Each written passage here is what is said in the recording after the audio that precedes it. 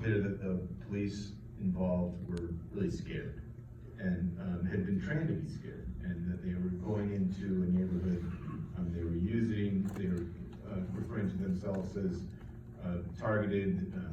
Before anybody knew anything, the person on the ground was the offender.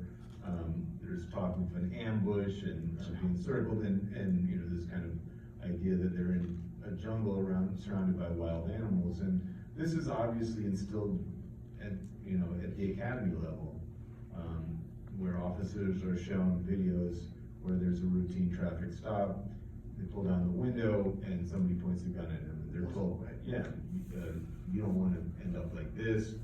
It's better that you shoot first rather than. So we were talking about that today with our friend Josh Friedman. He was saying, well, the thing is, if you come at this job with the idea that I'm going to shoot, then you're blocking all other possible outcomes out, because of course if you're ready to shoot, then that's going to be the eventuality. You have to be prepared to be shot, I suppose. Well, and I think it is. I've done a lot of work in rough neighborhoods and with street gangs in Chicago and Chicago public housing, and often when I talk to high school students, they say, "Did you have a gun? Did you have a gun?" And it never would have occurred to me, and it would have been so much more dangerous to have a gun, because the only question that you're in some hairy situation, some problematic encounter, if you have a gun in your pocket, the only question is when are you going to take it out of your pocket? Right. And I think the police are not just in that sort of existential situation, that's the way they're trained, as Bill was saying. And so we hope, and I've actually had some conversations, not in Chicago, but at a high level in LA, before Bill's film, but I'm going to reboot with the film, about showing some of this kind of work in the police academy. And I think it's important to recognize, it's easy to ridicule the officers, particularly Dylan Halley, the shooter, and Megan Fleming, the female officer, centrally involved in their kind of call and response. He had a gun, and he drew on us. He was going to kill us. But I think there's something very humanly relatable there, in that they're hysterical, they're traumatized. And I've actually talked to people in oversight agencies who review a lot of police shootings, and they say more often than not, that's the way the police respond. That, they're just, kind of, what just happened? Oh my God, what just happened?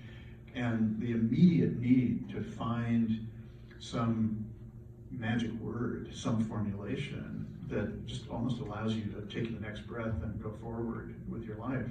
But what is so telling, and so that, that is human, and it's certainly a reflection of lack of training, but they've been kind of catapulted into a situation where they've done something. They don't even, the radio transmission from the rookie cop, Dylan Halley, shots fired at the police is the first thing he said. Well, there were no shots fired at the police. He doesn't know what to say, and then is reduced to, under his breath, saying, "Oh, fuck."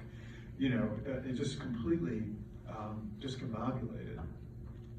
I think what is, fascinating, I urge people, if they want to revisit the film, you can see it on the New Yorker's website, and I actually find it on YouTube where you don't encounter the paywall.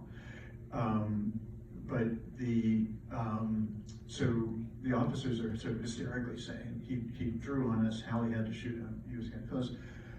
A sergeant, supervisory officer, comes on the scene. What happened? Who shot? And I meant to check the timestamp, but it's certainly less than 2 minutes. It may be less than a minute, actually, less than a minute.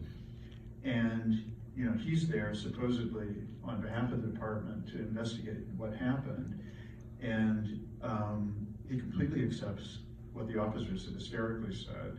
That has become the official narrative going forward. And one of the most extraordinary things about the film, from my point of view, is you have the Greek chorus of the community, some of whom are actual witnesses to what happened. I don't know if you revisit it's worth noting that just behind the officers as they approach Augustus is a quite burly man in a red sweatshirt with a knapsack on, who I looked for months when I was investigating this. I couldn't find him. Who probably had the best civilian vantage point on what happened. And you know, and afterwards, he's almost out of his mind. I think he has a speech impediment, as I recall. And the moment when Hallie and Fleming say, "Oh my God, we've got to get out of here," is when this figure out of Greek tragedy in the red shirt. He's so frustrated because he can't get the attention of the police to tell them what he saw. He's a witness. He's an occurrence witness to a homicide. He goes, "My eyes saw what you did." Yeah. You know, He is more than